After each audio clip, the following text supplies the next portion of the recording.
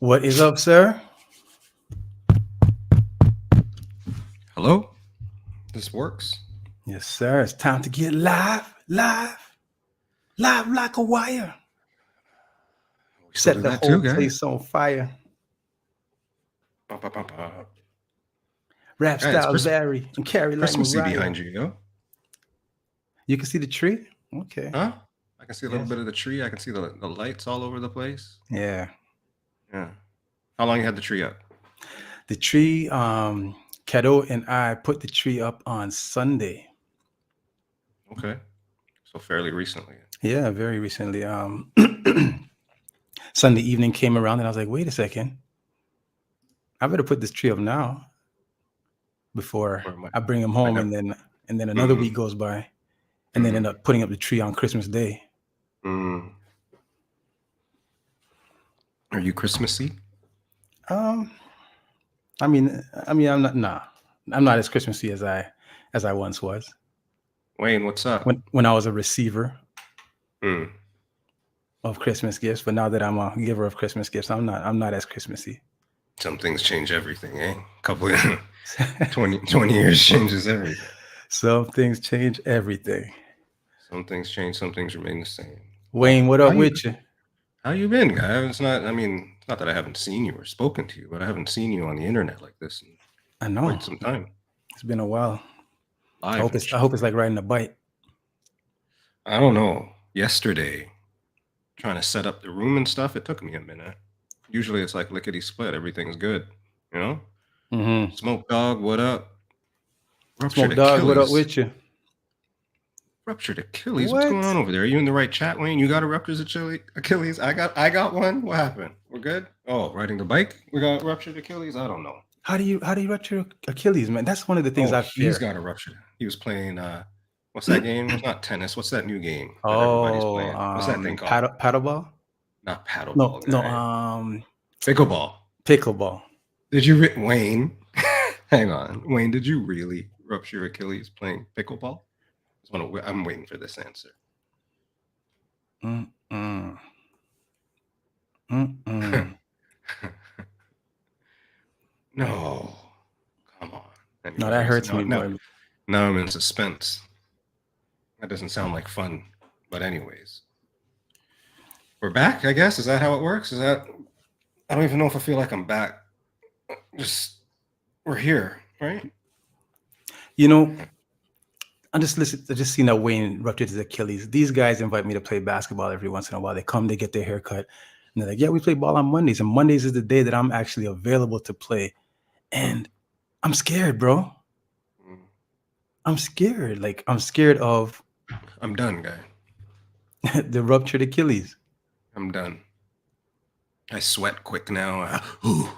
Ooh, like the heavy breathing and stuff. If I move a little bit too much, so I'm working on it. I think I try to ride my bike a little bit more.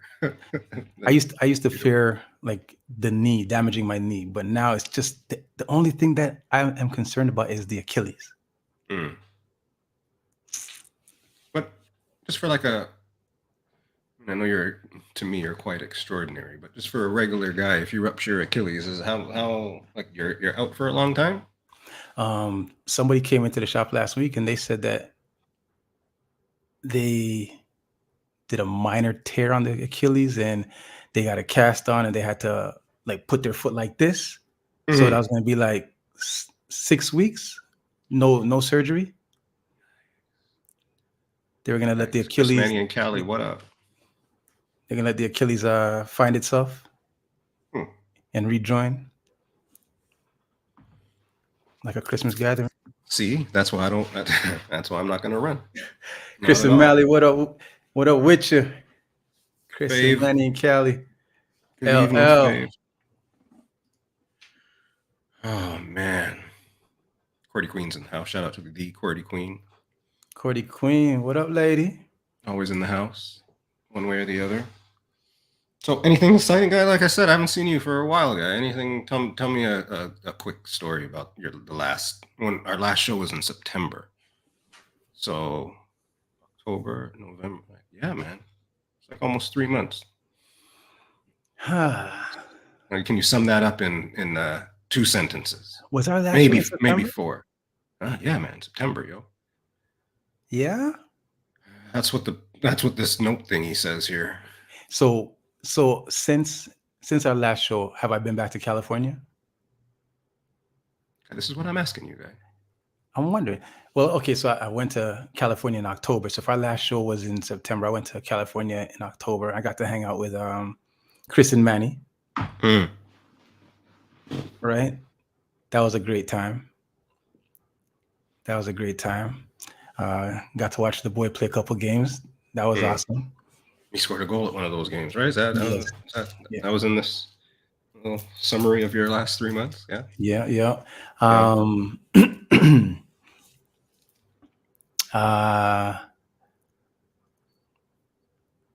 Okay. So what else all is there? There's Guy, this is supposed to be a 4-sentence summary, guy. You asked me for a summary. You asked me I said for a summary. First I said September two. to First I said December. 2 You said sentences. 4 sentences. You And think I I'm said Chat 4. GPT, bro? Yo, bust it, guy. Bust it. The summary is I've had a great time since then until now. And I'm very happy to be back here with you to absorb some of this energy that I've been missing. Some of this hotshot energy that I have been missing. But I see on your stories that you've been having a good time. You got to see Chris Boucher and Spicy P up close in Madison Square Garden. No, not Madison, Brooklyn, and Brooklyn, guy. Brooklyn. Barclays Center. How? Are they playing the Knicks? No, we were playing the Nets, man. The Nets, okay. No. So we won that game. No, we lost. Pay attention, man. Wait, yo. What? There's been so many games since then. Wicked New York trip. No, okay. Look what we got though. Look what we got at the bottom. Look what we got.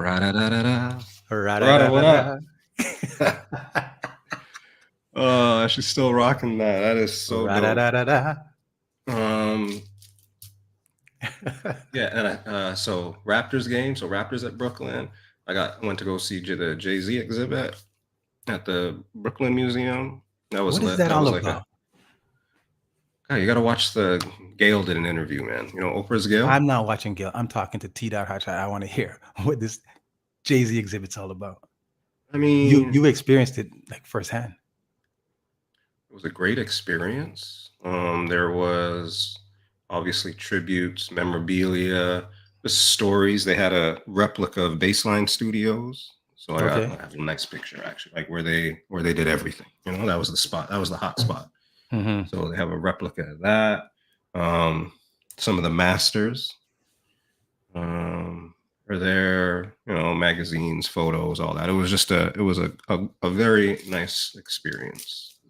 Was it a free exhibit, or you got to pay to get free exhibit at the Brooklyn Museum, which ended yesterday, December the 4th, which is Hove's birthday. So it finished on his birthday, which was pretty cool, and that's why it was great to see it, because I heard about it, and then I didn't realize that it was ending soon. And Bam Bam Bloom. All in all, you enjoyed your experience of it? It was great. Yeah. I didn't even know. You know how much of a fan that I am, and I had to also, because you got to absorb it all. Like, you know, there's trophies, there's just, you know, just all different bits and pieces of life in the world that he's touched, right? And some things you just don't remember. So putting it all together, pretty cool. So, I guess, like you said, you're a big fan of Jay-Z, so you will appreciate it. Just like when I went to California, like I went in search of the Tupac star. It wasn't a whole museum. It was a star. Right. But I was like, oh man, the star. You know what I'm saying? Like I got to take a picture with the star. I mean, I'm a big ass fan. Every time I take a picture with you, I get to take a picture with the star, guy. Tell your friends, bro. Tell your friends. Mrs. Ron C, ma'am, what up? Good evening. Fritas. So me going there as you know, just a fan of music, but not necessarily a big fan of Jay-Z. I'm Mm. gonna find the same type of appreciation you find, or is it I think enough, so. It was well done. It was well tasteful. It curated? was. I mean, if you like music, I know people say Jay-Z sucks and stuff like that, but if you know music, then you understand Mhm. his impact. So it was cool. Like, think about it. You're going to the Brooklyn Museum Yeah. with the J, and you walk up, and it's just Jay-Z lyrics all over the front of the Brooklyn Museum. That's like, think just even that in Ah, itself, right? That's like okay. being Okay. on the museum that put me on the ROM, yo. Okay. So You know as what you I'm say that, saying? now Put me like this on the ROM. I'm remembering that when I went to California, because it's Hip Hop 50, Mm, the Grammys were having there was a Hip Hop 50th museum in in is it the Grammy building? I Anyways, don't know. You tell me, man. I went there and they curated a whole bunch of different artist memorabilia and and um and they had like sections where you could listen to like the genesis of hip hop. You see videos. Mm, You can see Slick Rick's chain in a case. You can see mm. Eminem's Robin suit. You can see Nipsey Hussle's suit that he wore in a particular award ceremony. So that was pretty cool. So okay, you know what? Now that I'm remembering that I had that experience and I enjoyed it, even though I wasn't a fan of everybody there or every Mm. artist that was being displayed, it still was a great experience. So I could imagine that if I went to go see. It was Um, a thing for me, So it's just one of mhm, those things. One of them things. Shout out to AM75, first time chatter.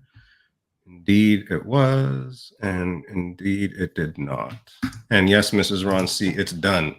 It was done yesterday. I don't know mm. how when it started, but it's done. So sorry about all that. Whew. Guy, I'm out of practice doing this. I'm tired, guy. I need like a timeout. I need a break.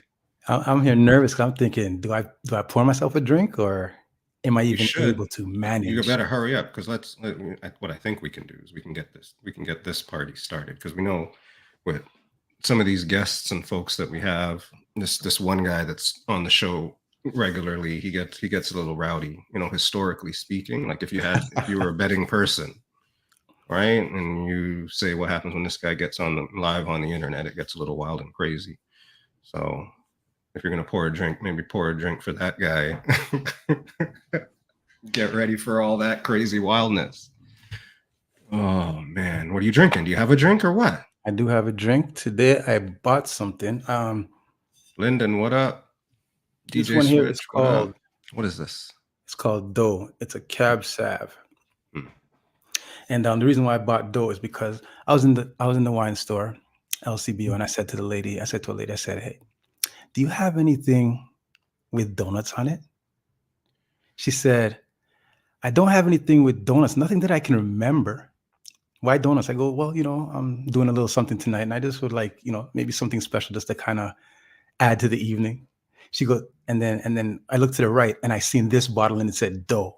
And I go, "Oh shoot, very close." She goes, "Well, you know what you can do? You can buy this bottle and then tape a peanut to it." Okay. Can I ask you something? I can't see it properly. That's a twist top? Is that a twist top? It is. All right, twist the top, man. Pour the thing. I don't want to have to hear this long story and then watch you try to do the damn thing as well. She said, "Put a peanut on it." My God. All right. Enough of this guy. I said, "You damn Everybody, right." I am T. Dot Hotshot. That's what they tell me. This is Couture J. We've been off for a little bit, but we're back. She We said, don't "Put have a a number peanut." for this show. I don't remember what number we're at, but this is definitely a special edition. We're calling it Starting from Soul. We had some votes. That's the name we came up with. Special We had guest to in. debate it in the back. Special edition. Might not be here next week. Who knows when we'll be back? But today we're gonna light it up for y'all. So big up to everybody that's here already. Anybody that I missed, Julie Mango, what up? Che with the sub because he knows it's true that he gets all wild and crazy up in this place. Che less scratch indeed.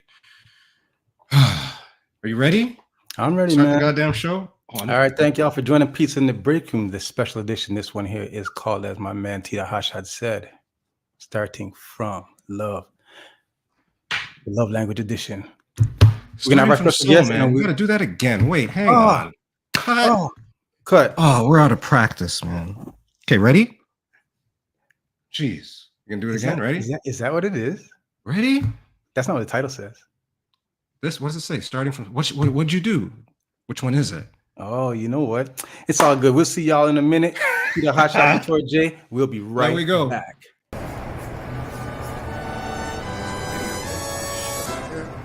We here now. We here. Yeah. It's in the break room, y'all. Holla, holla, holla. Woo! Good evening, sir. What did you post, guy? were you not there all day? Is it starting from love or is it starting from soul? Which one? You know what? It is what it is. I don't care. It is what it is. It is what it is. Everybody, this is DJ Che La Soul. If you did not know What's up this. with you, fellas? Good to be back. Man. You still hold the title, right? I think you must, right? It's like You tell me. 17th visit or so. I'm going to be well behaved tonight, though. Okay. Yeah, that's what you say every night, and then you know what? I'm not drinking this tonight because Chris whenever I King, get it man, on what's you, up? whenever I get it on you, it doesn't make no sense. He's a bad influence, isn't he? Right? He looks all innocent and nice, looking with the smile and the curly hair. But that's not how we're going to portray him tonight. We're going to portray him as best as we possibly could. Exemplary man in the industry and exemplary man in society. Check Don't know all who that told you apply. that. Check all that apply. Oh man. What up, Pep? So Julie couple Mango, things Chris just for Manning, everybody Good that's night. Good evening. that's already here. We are up on what was the actual date, Jay? The first love language. Just out of December curiosity. 4th was the first love language. Oh man, 1 year ago, 1 year and 1 day ago. Yep. Well, that's part of the reason that Jay's here today, because we want to celebrate that.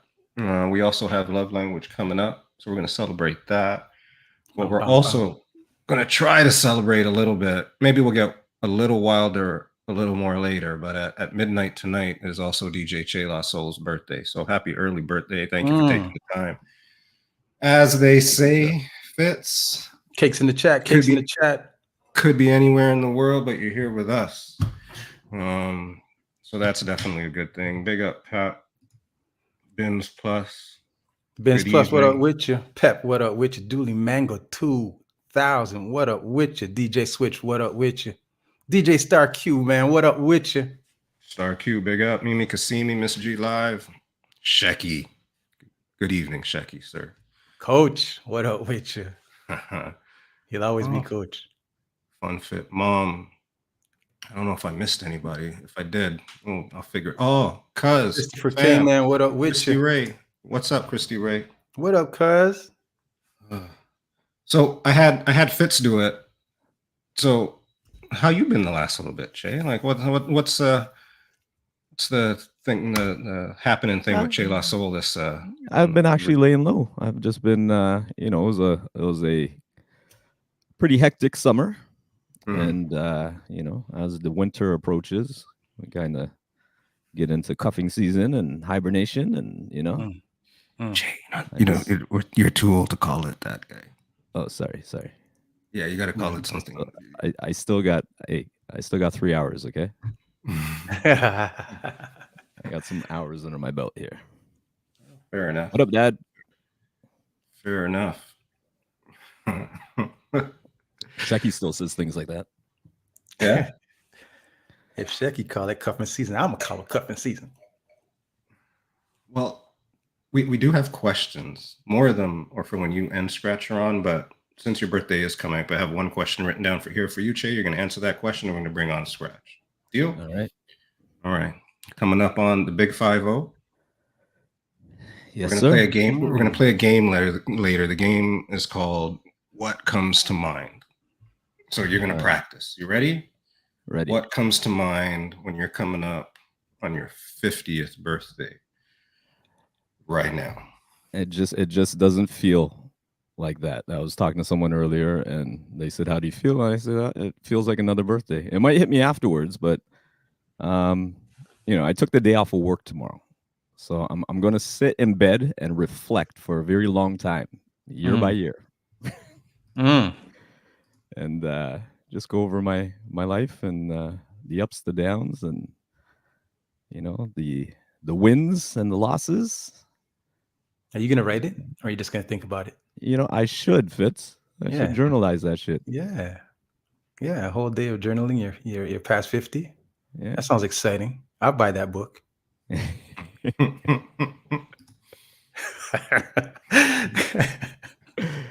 Oh, Oh, that's funny. thank you, Wade. Thank you. Cool. Pick up that. All right, Fitz. Remember yesterday you told me what else my role today? Yeah. All right. So how about you introduce our next guest, and then we'll get it on from there. Okay. Well, then let me just set it up. All right. So today, joining us, we have special guest, as you already know, DJ Chela Soul. But then we also have a very special guest joining us, worldwide renowned DJ, pioneer in the Toronto music DJ and music scene, all around class guy. And you know what? I can't wait to see what he is up to and what these two have come up with in regards to the future, in regards to their combination with Love Language. But today we're bringing in DJ, starting from scratch. Peace, sir. What's going on with you, sir? Oh, wait, hang on. You got no mic? 1 sec. He's on. There we go. There we go. There we go. You guys Good all evening. have fancy screens, clean screens. I It's look all like good. a hot mess over here. It is what it is. What up, This is fellas? What it is. This is the one spot that I get to like make it look clean. Over here is chaos as well. So Yeah, it's not, there's nothing good back here. That's why we're blurred out. Oh, that is awesome. Well, welcome. Like Fitz said, pioneer in the industry and been around for a very long time. I'll tell you, I've been going to scratch parties for like I'm old like Che, maybe not as old as Che, but I've been going to scratch parties since I was like 19, 20 years since I've been going to parties. So it is truly an honor to have you here, and we appreciate it. But yeah, screw all that fun stuff. Let's get this party started, I guess. Right? I'm here for the How you ride. guys feeling coming up? So we talked to Che a little bit about it. How you feeling coming up? Scratch Love Language, I love 1 it. year anniversary. Yeah. I love it. It is a party where we can just be us, really. There's no pressure. People come there in the right frame of mind, which is a beautiful thing. Mm-hmm. And musically, we just really get to express ourselves in the best way we want to. And everybody is so open to it that it's a DJ's dream party to play. It really is. Mm-hmm. And the people that come there are just amazing all around. It's Che's baby from time. I will take no credit in the creation of the party, but I'm glad he asked me to be a part of it, and I truly look forward to doing it each and every time because we just musically love to push each other, and every edition it just elevates musically, and the vibe in the building is always just incredible. So. Okay. But, Okay. so, like you said, and sorry Fitz to jump in, is No, it being go ahead. Che's baby, and kind of I know kind of a lot about what he was thinking a little bit. Che let me in a little bit to his brain when that was happening. So for me to see where you guys are at now, knowing that he had a vision, knowing that he wanted it to be a certain way, and then when you guys connected and were able to put it together, just seeing from like truly its inception to where it is now is like cool for me. I know it's cool for Che. You might not say it out loud, but I'll say it out loud for him.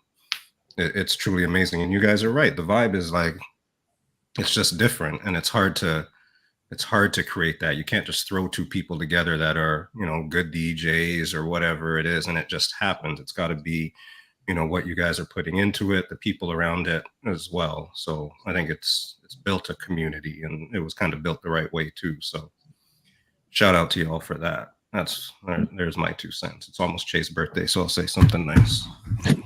Thanks, Bennett. Thanks. I want to ask Che. Che, during the pandemic, it was an amazing show that you came up with once in a while.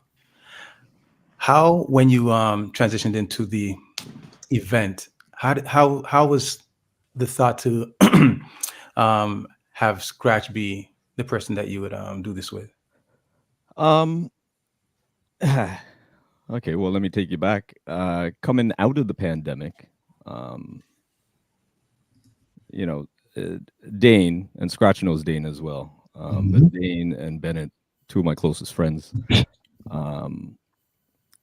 going in, and as everyone was on Twitch or even IG live, and then moving over to Twitch, and DJs at that point didn't know what we're doing. We're just trying to stay busy basically at the time. Right. And I was, as everyone knows, I was just a regular DJ, little corporates here, Jack Astors, things like that. And I said, if I was going to do something, if I was next to him, I would just smash him in the back of his head. Right, I'm just a regular DJ. Shut up, Che. Go on. And I basically told these guys, I said, look, I want to brand myself a little bit here. So coming out on the other side of the pandemic, maybe I can make a couple moves and throw a couple parties or something, right? Because it's still a love of mine. Obviously, my career got cut off early because I was married and had 3 kids, and left the DJing for over a decade. But coming out of the pandemic, I was doing a few things on Twitch, and Love Language being a love of mine. That show, as funny as that might be, a lot of you here in the chat were part of that journey. And Scratch had reached out to me at one point, to my surprise, to say, hey, we should do something. And I remember telling Sean, and I was like, Sean, I don't believe he actually said that, but we'll see what comes of it, And I'm Sean, by the way, everybody. And I think I saw Scratch at a boat cruise. It might have been Yush, or it could have been Get On Up. I can't remember. But he had said it again. He goes, we should talk. Got to do something. I said, all right. And never approached Scratch with anything still. I think what happened, I'm leaving something out. Scratch had invited me to do the Caravana event, Caravana on Queen. The hotel party. Yeah, the hotel party, which got canceled. Not because of any other reason except the hotel itself ditched us, literally. But as Scratch and Tim have their friends, annual friends boat cruise on Caravan on Monday, he had invited me out to that, which I was like, Scratch, that was I thank you for that very much. You didn't have to do that. And not only that, the man paid me more than I would have got paid for the Caravan party. It was weird the way it happened. Like, he's a man of his word, and I appreciate that, Scratch. But anyways, as we were playing on that boat cruise, I remember Scratch went into a set, and he was literally remixing like reggae acapellas with 90s R&B. And I was like, this is it. This is what Love Language can turn into, And not that Love Language is that now. Like, we play everything across the board, as you know, from hip hop to R&B to soulful house to Afro now, Loama piano, old school, everything. But just the vibe that he was in at that time during that cruise, it just hit me, and I was like, this is exactly what I love. And you know, at that point, I said, if I'm going to pitch anything, I'm going to pitch Love Language, because Mm-hmm. you know, that's, like you say, is my baby. But shortly after we had that conversation, Scratch was just like, yep, let's do it. And it was, you know, it's history from there. I was very fortunate, very fortunate. Awesome. Yeah. As you're telling Awesome. that Thank story, you for sharing that. Yeah, thanks for sharing yeah, that. as you're telling that story, I'm remembering all these little side conversations. Like, just do it, chick. Good job. Go, man. It just makes sense though, because like Scratch, what would you say the majority of music made that we would listen to, any genre? A lot of it's based off of love, right? Of course. And we don't get to play a lot of that stuff that often. So Yeah, like we don't even. That's the thing. I've had so many DMs.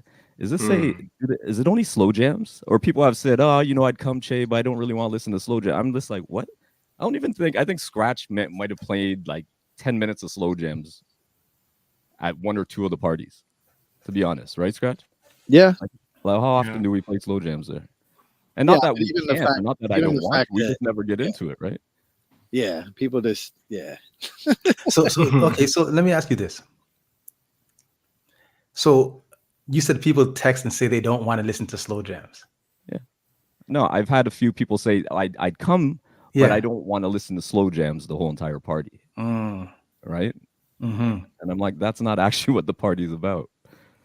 Now I remember when I used to go to clubs like Spectrum, and you knew that there was a certain time of night Yeah. that slow jams was gonna lick. And you had your eye on that one person that you said, yo, you know, when that slow jams come on, yo, it's on and popping. But then I don't know what happened, but it seemed like we transitioned out of playing slow jams in the party. Is it because people get too violent with slow jams? Why they stop slow jams in the club?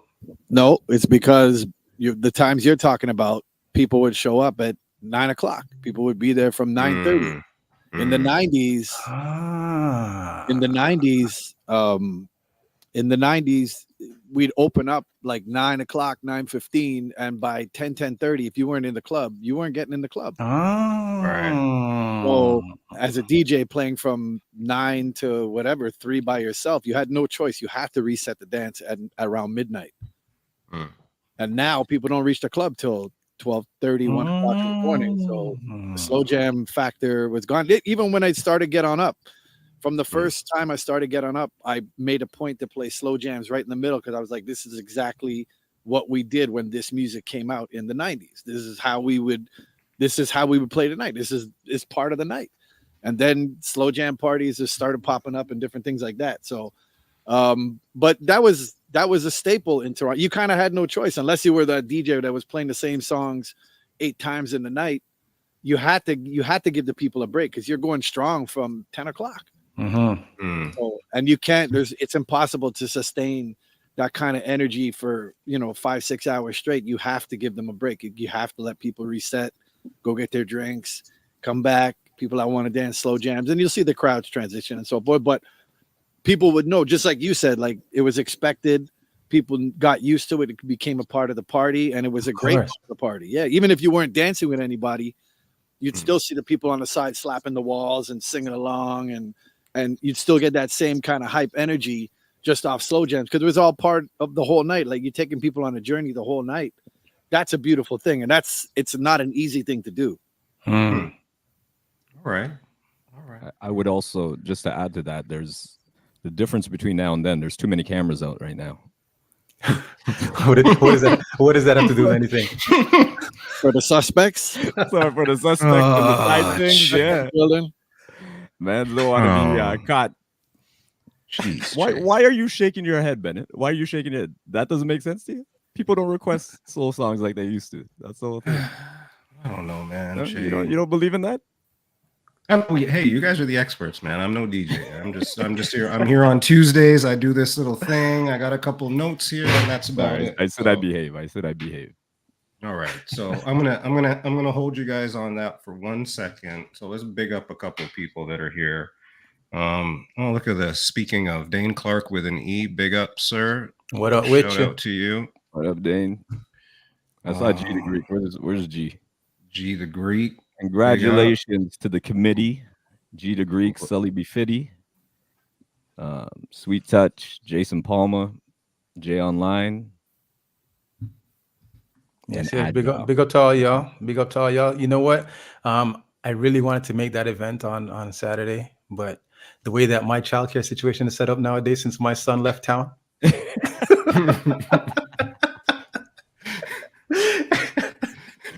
I hear that. I think I spoke to Gus yesterday, so I think they've raised they achieved the goal, so they raised 27,000 as of now, and which is great. Times are rough. Congratulations. And they still got the WestJet tickets for sale as well. So if anyone wants to still donate and have a chance to win 2 tickets anywhere WestJet flies in the world, can we put that link in the chat somehow? If anyone has the link, please. If anyone has the link, please put it in. And that is all going to the Ronald McDonald House charity in Toronto. Great cause. Keeping family close. Thank you for that. Killer Kim, what up? Mighty Venom, Big Guard. There it is. Thank you, Chris Manny. Thank you. Spicy, big up. Big Guard, what up with you? Tada. What up with you? Tap the soul. What up with you? You know who don't take naps? Keith. Because Keith stay woke. What I wanted to ask you, Fitz, where'd you get that picture of Scratch in the post, the preview post? Oh, the picture of Scratch? Yeah. when he was like Avatar? Yeah. Did you catch that, Mark, or you didn't see that preview? No, I didn't. Do I want to? He was like, "Hang." How come Scratch got action photo and I just got smiley J? Because you and T-Dot only take headshots, like who's the two sweetest man on the internet. Wow. Whoa. Hey. You all right, man? You all right over there, brother? Jeez. Oh. No, I saw Scratch. He took a picture. He looked like Aang the Airbender. I was like, "Yo, this is fire." Oh man. All right, everybody, hang on. Let's bring it back. Ready? Everybody breathe. We're going back to questions. All right, Fitz, you ready for this? I think this one's going to be for Scratch. Remember, the game that we're playing is What Comes to Mind, Scratch here. So sure. We were talking a little bit earlier about how things have changed with the slow dancing, but what would you say comes to mind when we talk about the evolution of the Toronto music scene?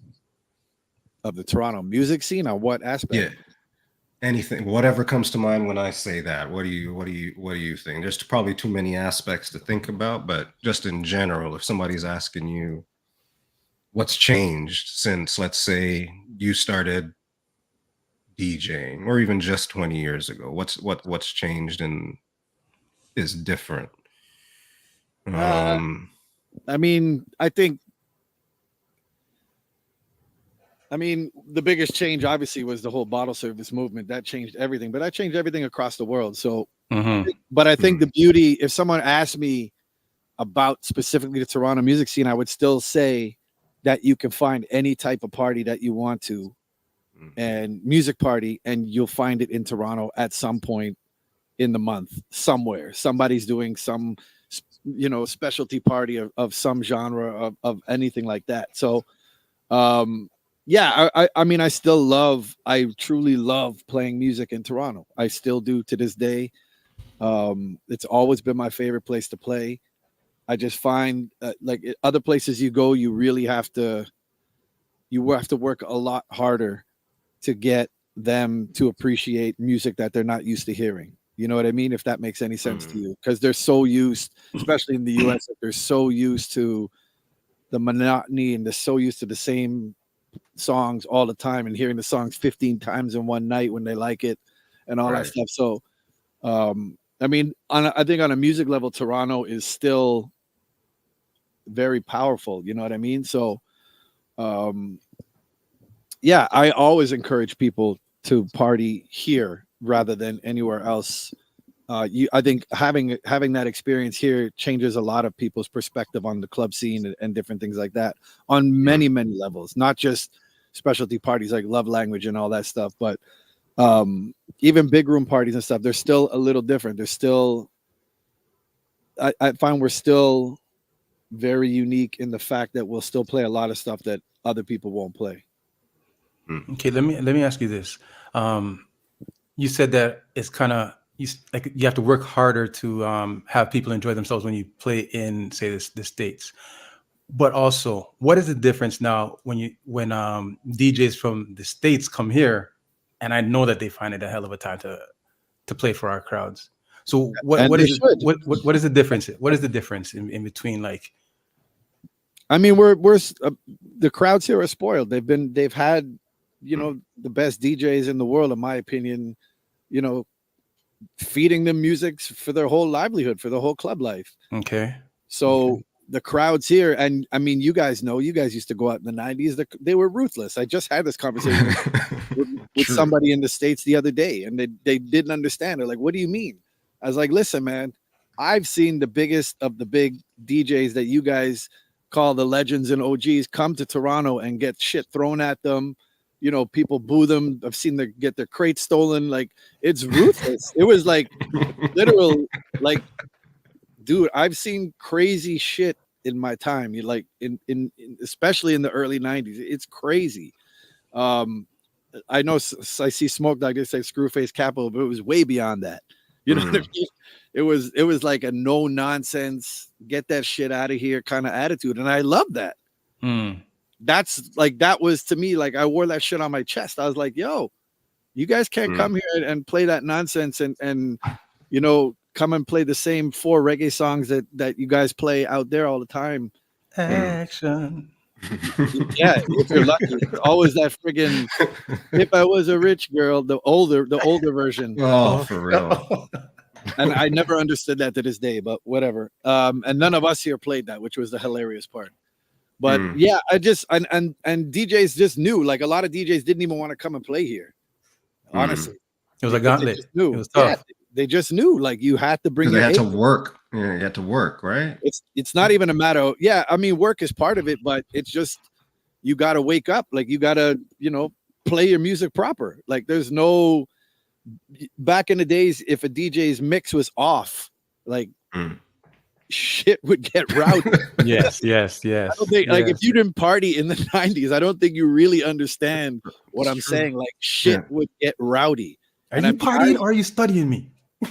Yeah, but I would do like the basement parties to the big room. So I've done them all, but it was just a matter, like, I've seen so much go down with DJs that just came in here cocky and you guys don't know who I am. And I was like, okay, go ahead then. By all means, play your music, my friend, and just get, like, annihilated.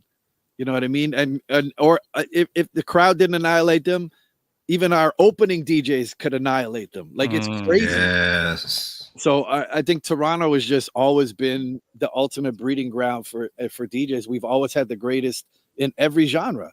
We had the greatest reggae DJs, the greatest hip hop DJs, R&B DJs, house DJs, techno, drum and bass, like everything. And all the DJs we had were so far ahead of everybody else musically and skill wise. And I used to hear that all the time. Like, our and when I say opening DJs, I just mean whoever was opening at that time. Doesn't mean they were, on that level. But even the opening DJs would destroy headliners. You know what I mean? And I love that. All right. Question from the chat. Is DJing a dying art? Not if you spell it like that. Well, I mean, for reals, the question still stands. I'm sorry, I can't. I have. It's a sickness I have. When I see grammatical stuff, I just lose my mind. But to answer the question nicely, I'm not only a DJ, I'm a dictionary. Yeah, true. Let me hang on one sec. All right, let's go. Thanks. That's better. He was stuck. Yeah, Scratch was stuck. I'm just staring at it. It's just like dangling keys in front of a kid. Nah, it's definitely not a dying art. I mean, it's just it's evolved, and it's what's the word I'm looking for? It's just flooded, and it's not flooded with greatness anymore. I think that's a different. Before, you had to really want to do it because you had to invest a lot of money to do it. You know what I mean? You had to buy the records, you had to get the equipment, blah, blah, blah, blah, blah. Now it's become so easy that literally anybody in the chat can download songs and call themselves a DJ. And how do you dispute that? So, yeah, people don't understand. People don't understand that. Yeah, Sorry, people don't understand. Like when you guys had to go to the record store to have one of the 5 records in Toronto to be able to drop that at the club. Like people who are 20 years, they just get all their music. You can get any song that you want, and you hear it all the time. I don't think some people don't have perception of getting records to be able to drop. No, but I mean, it's just like everything else. It's like exactly what you guys are doing, like quote unquote podcasting right now. Right, absolutely. Or photography. Anybody with an iPhone is a photographer now, or a videographer now, or oh God, everybody's an MC. Unfortunately, that's always been there, but that's for the topic for another day. When you say MC, you mean like MC or like rapping MC? No, not rapping. Party MC. Okay. Everybody thinks they're a party MC. Okay. But yeah, I mean that's just natural. It's so much easier to pretty much do anything you want to do these days. That the importance of becoming very good at that craft or whatever you're doing has gone to the background. You know what I mean? So it's like anybody that wants to become a DJ now, maybe 1 out of 10 or 20 really want to do it for the right reasons, or other people want to do it because they want to make money, or they want, the followers, or they want this and they want that. So I think that passion, that the reason you want to do these things has changed. People's mindset has changed. So it'll never be a dying art, no matter which way it'll go. I mean, end of the day, anybody that's playing music for somebody else, you can call a DJ. Technically, you know what I mean? It's your perspective. What is your perspective of a DJ? Absolutely. You know what I mean? There's enough people that know I hate when people say like true DJ or whatever, because I don't even know if that's a real term, but it's ever evolving. You're right. Yeah, it's this. You can ask everybody in the chat, and they might all have a different answer of why this person is a good DJ, or why that person is a good DJ, or why this person isn't a good DJ. Like, and everybody will have a different reason for it. He plays my requests. Yeah, there you go. Flash the phone. You got Bad Bunny?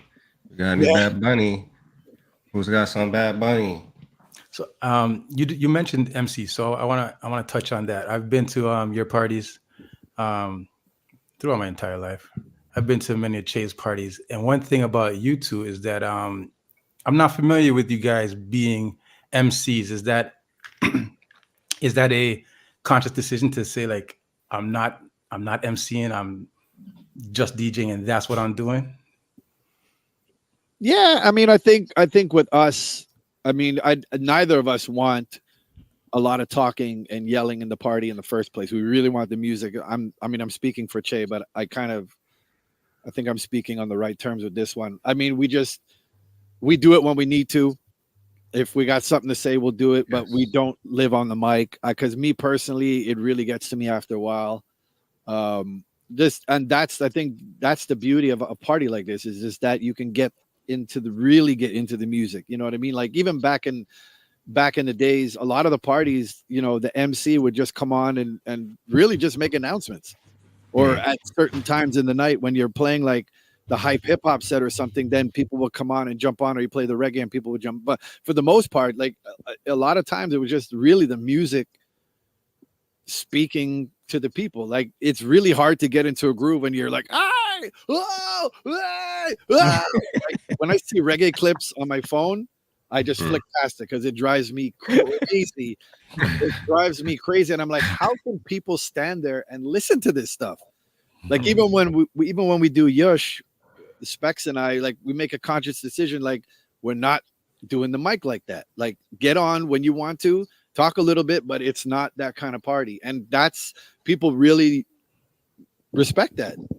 There are people out there that like to be yelled at for some reason. I don't know if it's like a fetish thing or something.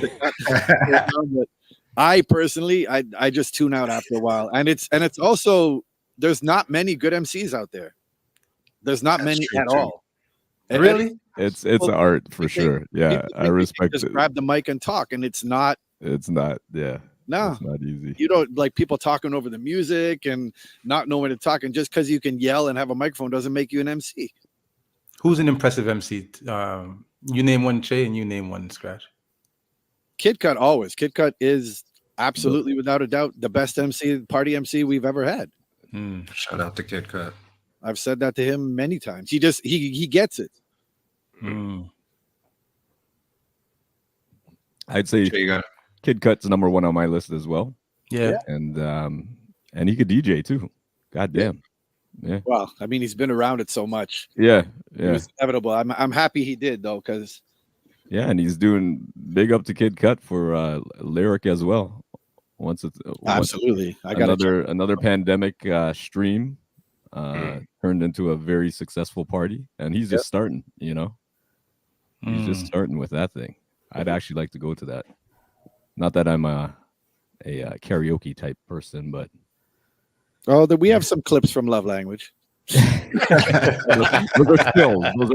That's all. It just looked like it. I don't know if I told you this, Bennett, but the first time I've never done karaoke in my life. I haven't done karaoke in my life. Yeah, I'm just rock band, yo. Just rock band. That's all I've done. But when Angela and I went to Jamaica for the wedding I did in September, we're all at this karaoke bar, and I said, "Hun," you want to do karaoke? And she's never really done karaoke either. She's like, she goes, if you really want to, I will, but I don't really want to. Let me go to the washroom. I said, all right. So she went to the washroom. I wrote down our names. So the DJ says, what do you want to sing? I said, you have Snoop Doggy Dogg, Ain't No Fun. And he goes, yeah. How do you spell that? Right. So I write it down for. So he had no clue because they're literally taking the lyrics right off the internet. Right. Hold on. He didn't know how to spell "Ain't No Fun." Well, because when I said it, he wasn't familiar. He wasn't familiar with the song clearly, right? So he I'm not only a DJ, I'm a so dictionary. I wrote it down. So up come the lyrics, up come the music. We just started, right? And we got kicked off before the first verse. What do you mean? Yeah, well, you should be kicked the mic real quick. Everyone booed. Oh, and that was the end of the night. People just walked out of the karaoke bar. Oh, you guys shut the shit down, yo. We shut the shit down. Well, if Corrupt give up about it, I wasn't even cursing. Angela was cursing. I was grabbing my, she was going off. And that's why you're not invited to any children's party. Wow. Wow. All right. See everybody, Che La Soul. There you go. Shutting down that karaoke. Picking Ain't No Fun. Oh. So the crowd here in the chat, we see Choice MC as someone was also giving out Tony Williams, and someone big up Specs as well. Oh, they're bigging them up. Yes. Yeah. Oh man. Anyways. All right. Bennett, you look like you need to light up. I'm always lit, Che. Anyways. Fitz, look at you. You all right over there, Fitz? Oh yeah, man. I thought you were getting into it. Oh, you thought? No, I'm like, actually, I should have stretched before the show. I haven't done this in so long, but it is what it is.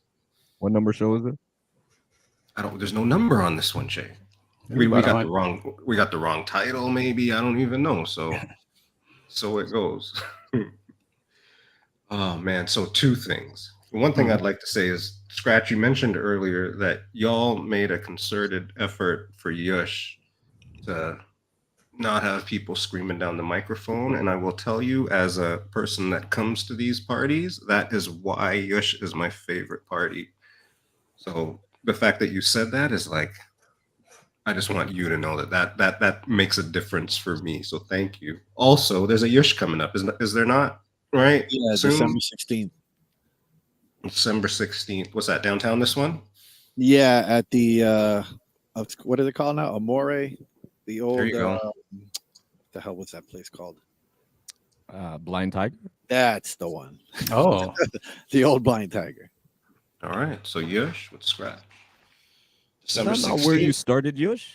No. No, I don't even remember where we started. Yosh, it wasn't there though. Actually, it might have been. There was the one in It's the Scarborough, basement, or right? Markham or Denison or whatever. I remember that. That's one. where Get On Up started at Blind Tiger. Oh, okay. Might have been Yosh. Actually, you're probably right. It might have been Yosh. Who knows? You can't even remember anymore. I know. No, it definitely wasn't Nest. Nest was a graduation of sorts. Oh, Nest. I remember my first Get On Up, and I was just like, I got there at last call, I think, because I was doing something before, but it was downtown. And I remember walking in there and just being like, holy crap. And the floor was, you could feel the wave in the floor just bounce.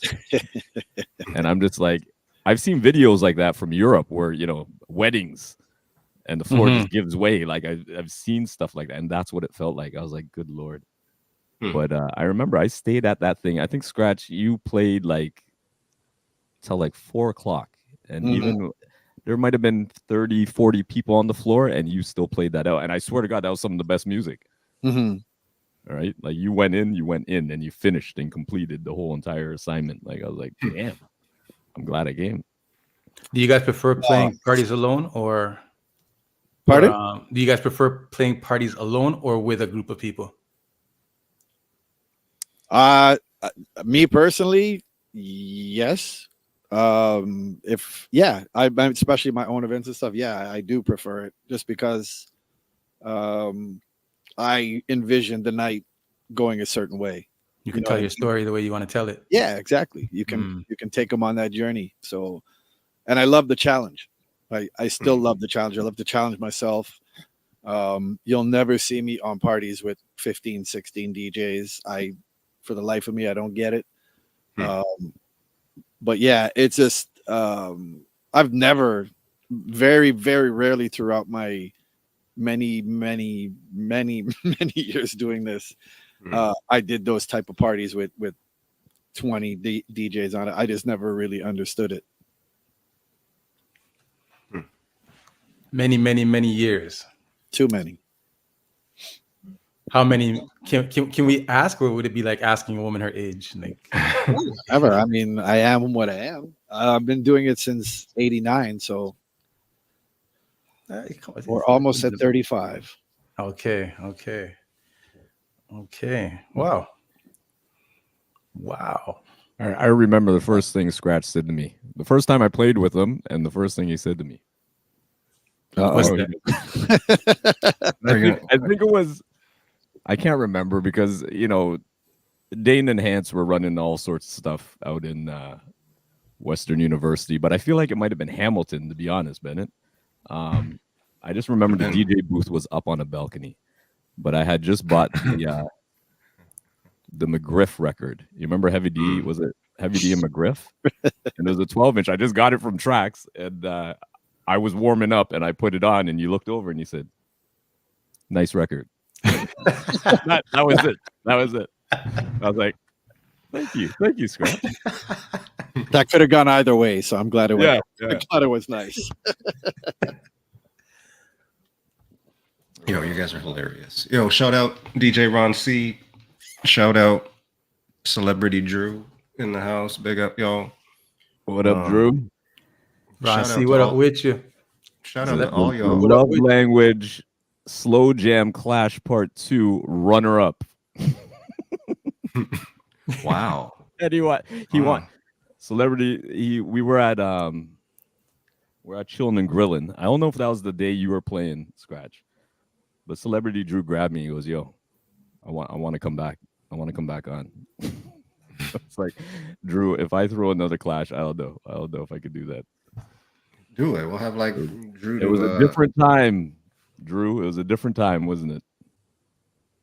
Do the remix challenge live or something like that. Can a slow jam clash happen live? Absolutely, happens all the time. Yeah. Yeah.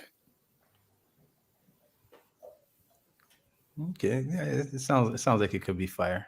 Of course, it could be fire. Why not? Why not? Why would you say no? I guess I'm just trying. No, I'm just wondering. I'm just wondering because first of all, Shay put in my mind that people are texting him saying they don't want to hear slow jams all night. But now I'm like, if you set it up as a situation and create the vibe and the aura around it, I'm sure it'd be a hell of a night. Yeah, that's stuff you don't announce. That's stuff you just make happen when the time is right. But I don't think Shay's going to remember anything after 8 o'clock on Sunday. So everybody, put some cakes in the chat. Some cakes in the chat because our man will be celebrating his birthday, and I just want everybody to give him a big happy birthday wish in case we don't get to give it to him before that date. I don't think you can say put cakes in the chat, guys. I mean, hey. If they have like gifs and shit, you might get some crazy stuff. Some cakes? Yeah. Okay. Killer Kim, what? Today's got donuts. I'm not. That ra da da da is missing one da, by the way. No, it's ra da da da 5, right? No. Ra da da da da da da. No. You weren't here for that. You weren't here for that show. No. Oh, wrong. No. Stop it. Yeah, man. No. Well, the way you guys were singing it sounded like it was something. Snoop Dogg, man. Snoop Dogg. Ra da da da da. Oh, ra da da da. Oh, it's still short of da. Four da. There's only 3 das there. It's still short of da. I'm not only a DJ. I'm spell check. See, it's contagious. You guys, yes. you guys have both played a billion parties. Is there standout stuff? Is there a few things or experiences you guys being the first DJ of all, that do really not stand- put me in the same class as this guy. But everybody has. Look, man, everybody has their experience. I played a few right? parties. This stands out. That guy next to me, this stands out to me. Okay, fair. See everybody what I'm dealing with sometimes when I'm trying to get Shay to puff his chest his own self sometimes, but you're right. Scratch. You have played a billion parties. Is there anything? Is there anything that really stands out to you, sir? Nah, I get asked that a lot. I've done nothing that I could say like that's the one. Absolutely not. I've done some amazing stuff over the years. So and the beauty of it is I still am able to do, new parties, new ventures like this one that we're doing that still are on that same level of, like we mentioned Spectrum before. Like, you always think like, oh man, you remember Spectrum when you can't top that. And then the next thing would come along. You can't top California Dreams. The next thing would come along. You can't top Jerk Pit. The next thing would come along. So it's like, there's always, as long as I have the passion to do these things, I'm going to just keep creating parties and events that are for the music lovers, because that's always been my focus. And as long as there's still music lovers out there that can find babysitters, I'll still do these parties. How is it? Let me ask you a question. How is it? Just like, I don't know how close you are to him, but I know you go to the retreat. I know you've gone to his house for a stream or two. How is it just going over to Jazzy Jeff's place and just kicking it with him and whoever else he has there DJing? Like, that's just, I look at that like a little kid. I'm absolutely like a little kid. I'm very quiet. I'm studying. I'm watching. I'm studying. The first time I went, I was like a total turtle in the shell. I was just literally like standing against the back wall and thinking to myself, what the f am I doing here? Like, why am I here? You know, Were you getting anxiety? Were you having an attack? Oh, that's without a doubt. But just in general, it's just like I was you. I can't even talk about it, but you can't like the magnitude of the talent and the legendary status of so many of these people that were there. It was incredible. I mean, you're just on every level, like it's just next level stuff. And there's people just popping through, you know, one day they're here, next day they're gone, next person comes in, and plus all the DJs there. It's crazy. And now, I mean, now I'm at the point where, I mean, I still fanboy with Jeff every time I see him, but it's just different now. Like now I'm much more comfortable. I know a lot of these guys a lot better. But yeah, it's still a crazy thing just to be. I've never been that person that put myself on any level or any, you know, whatever on the Mount Rushmore of anything. So I've always just been a guy that just loves to play music and just really loves to play parties. So even like with that stream, when Jeff called me to do the birthday stream, I was like, who else is on it? Like, oh, you know, Mel Star and Melody and J Rock. And I was like, oh, for fuck's sakes. And then I get there and he's like, you're going to go on right after Mel. I was like, I got to go on after Mel. But then I did my thing. I play different than they do. Right. Yeah, so it's just, absolutely. I think that's also the beautiful thing. Is that, you know, Jeff's still a person that really appreciates different styles of DJing, and he appreciates, you know, just what people do. So I just went in there, you know, I had zero clue what I was going to play. I tried not to overthink it, and I took a lot of shots of vodka, and I went out and just played the way I know I would play if I was in a party here. You know what I mean? And to see their reaction to what I was doing was crazy to me. Yeah. You know, like Mello and J Rock are just standing there like looking at me, staring at me when I'm playing. And J Rock comes over to me and he's like, I think you're my new favorite DJ. And I was like, what is really, like, it was surreal. I was like, what is really happening? I was waiting for like some prank thing to happen, but it was just crazy. And I think that's just, you know, I'm meant to be in certain places at certain times. And that was just, you know, Jeff always has been a great friend to me, and he knows I praise him and I give him his flowers every single time I see him and I talk to him. And yeah, he's always just believed in my talent, and he really always would tell me like, yo, you got to do this, and you got to get up and do this, and go out and do this, and you should be out here, and you should be doing this and doing that kind of stuff. So yeah, I'm more appreciative of that level of the friendship than I am of just meeting these other people, because I really, you know, to have, he's always, from the first day I played a record as a DJ, Jazzy Jeff was my idol. From the first time I played a record, I wanted to be Jazzy Jeff. You know what I mean? Like, even before I even knew what DJing was, I would listen to He's a DJ, I'm the Rapper, and Rock the House, and I would just listen to, I didn't care about the rapping, I didn't care about anything else. Every time he would show up on the record, I was in awe. Yeah. I didn't know what he was doing. I didn't know what was happening. I would just, the sonics of it and everything about it and the funkiness of it, I loved it from the first time I heard that.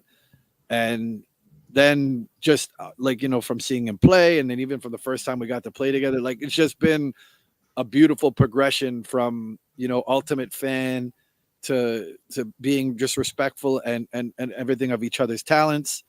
And now to just being, you know, better friends and having more respect, but also now to have someone like that who's been through it all, you know, and just to have that person that you can call and be like, yo, should I do this? Or what do you think about this? Or what's going on in the world with DJing and stuff like that. So especially through the pandemic, we talked a lot more because I guess he really connected with me more because he saw what I was doing online and stuff like that.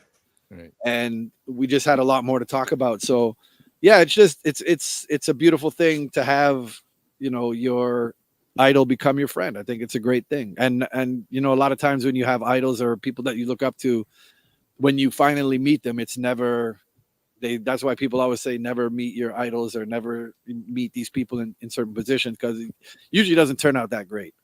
So long story long, it's a great thing to have as a mentor. Okay, I was just about to ask you that. Would you consider the relationship of mentorship as well? Absolutely. I mean, he was my mentor before I even talked to him, Right. without him even knowing he was my mentor. So That's awesome. yeah, that's why, and honestly, that's why when DJs come up to me or ask me questions, or I'm always like available for that, because I think it's important. I think it's to have whatever somebody may think of me. Maybe some people think of me as their Jazzy Jeff, or some people just think of me as another DJ that's in the city, or I'm just someone happening to be standing beside him who's a DJ. It doesn't really matter on any level, because to me, it's just, if you're inquisitive and you really have a passion for it, and that's something that, this is the first question I always ask someone when they ask me DJ questions, like why do you want to become a DJ, or why do you DJ? That's very important to me. So yeah, I'm always very open to questions, and I always will have time for people that respect the craft and want to learn. I think it's important.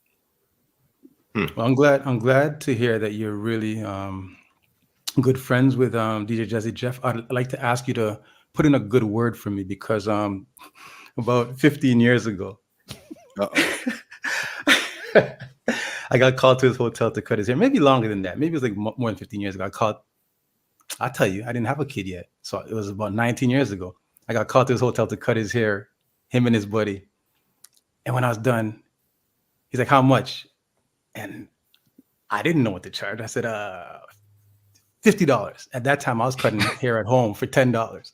He goes, I said, $50. And him and his buddy looked at each other and go, God damn. This Canada barber is expensive. And he goes, $50? He goes, for both? I go, each? Terrible.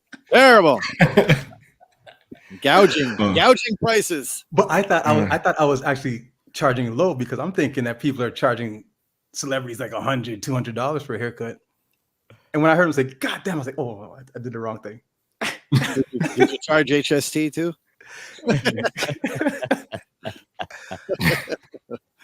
Tell him the barber said sorry, man.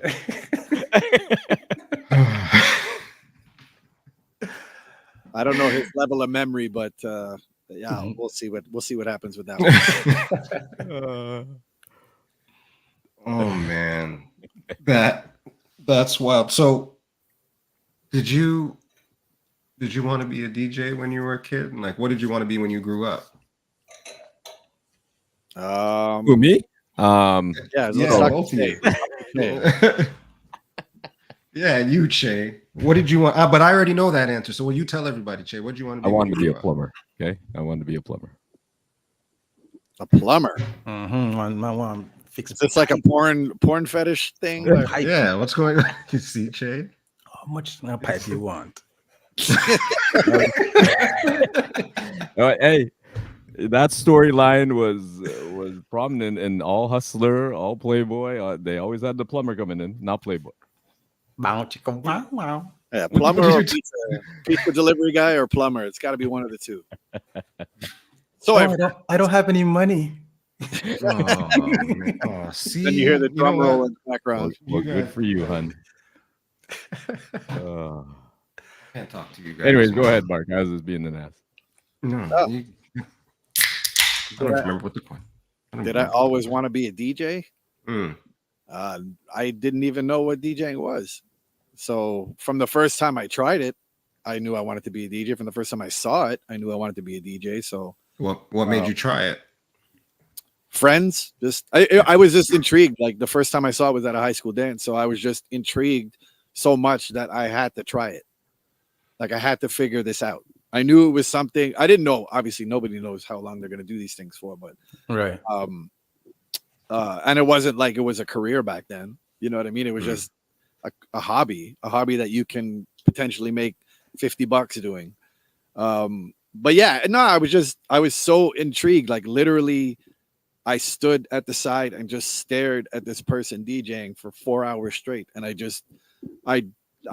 couldn't figure out what was happening, and I just knew that I was supposed to do this, but I just didn't know. Obviously, I didn't know I'd be doing it 30 plus years later. But yeah, it was just intriguing to me, and I just had to figure it out. And then there was friends, high school times. Some friends were DJs, and then they had equipment and stuff like that. So I would go to their house and just watch them jam. And then I don't even remember the first actual time I tried it, but on real equipment, yeah, it was a little later on.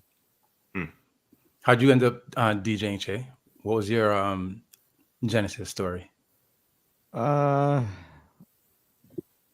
I went to I went to junior high named Donview Junior High in North York, there, Victoria Park in Ellesmere area. So shout out to Donview. Is that what they say for Donview? That's what you say. I used to go to their school dances before I went to the school because I had an older brother.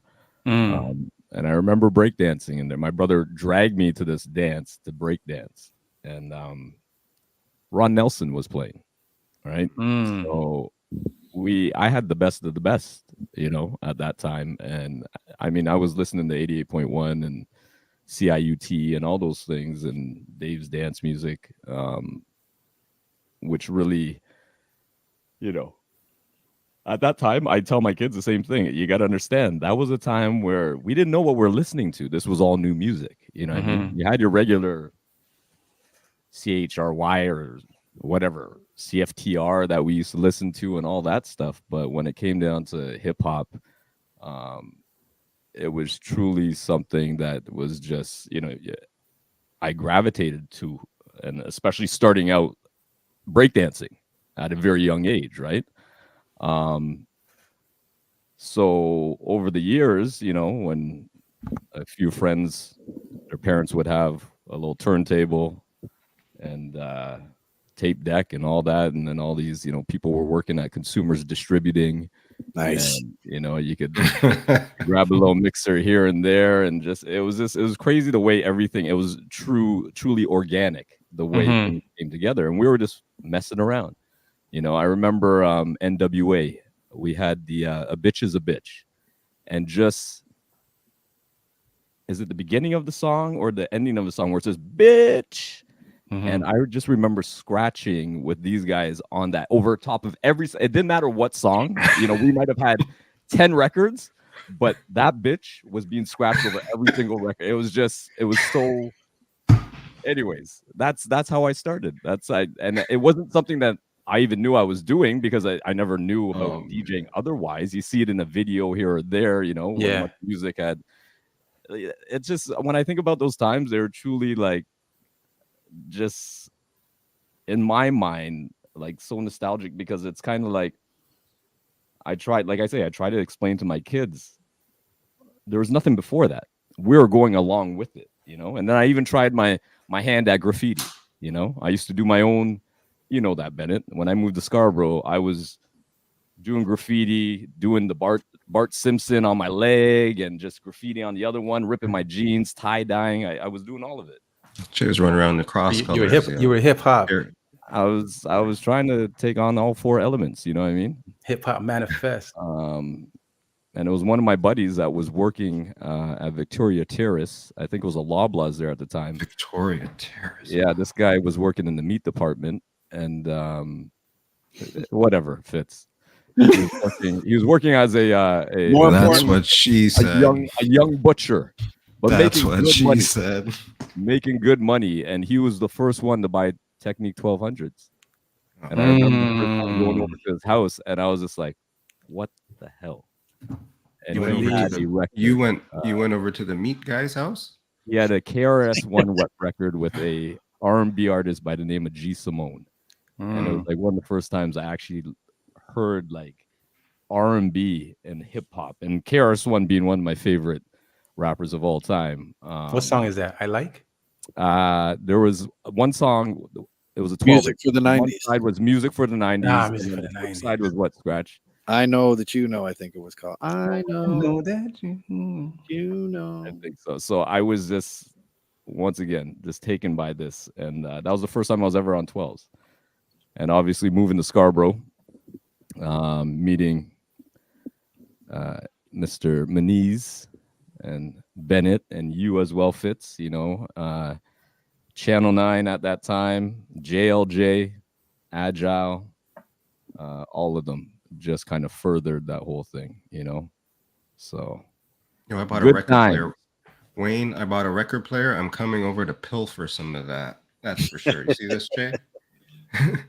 The records are in the basement still, Jay, is what Wayne's saying. I'm Wayne M. Still has about half the there's a lot of records down there. I raped and pillaged as many records as possible in that house. Guy, like word my choice ex-neighbor. there. I'm Wayne M. His younger brother was my my DJ partner back in the day. But yeah, there's still records that Miss Manise yells at me every time I see her to get them out of her house. So I'm coming, Miss Manise. I'm coming. She wants to throw them out. You can't do that. No, I'm gonna go get them. I bought a record player. I got a record player. I want to go back for a second, Scratch. I just want to go back to the time where you're talking about you were at the at that DJ Jazzy Jeff's house, and you said that you knew that your style was a little different, so you'd be all right playing there, regardless of who you're playing after. Is it possible for you to describe what your style is for, say, people in the chat who have never experienced you before? Is it possible for you to kind of explain or describe what you do different than others? I'm a mixer. So or as they say in the States, a blender. Okay. I'm a mixer more than anything. So I think a lot of those guys, they just play different. They're more cuts and scratches and drops. And I'm more of a mixer, like, and acapellas, and I've always been like that, even with vinyl. So, and just incorporating more different music styles really fast into the pot. So yeah, it's just a totally different style of playing. Whereas, like I say, those guys are more choppy, droppy, still amazing in how they do it, but it's just a different style. It's more. It's just that sonically, it's a lot different when you're listening. When you sit back, it's hard to describe, but sonically, if you sit and listen to it, it is really, really different. I know you used to do a lot of I know you used to do a lot of mixes, like acapellas over instrumentals. Nowadays they call that mashup. Yeah. Also know that you do some production. Absolutely. Right? So my question now is, have you dabbled in mashing up the new Blue Moon album? What's that? The Andre thing? Yeah. Nope. To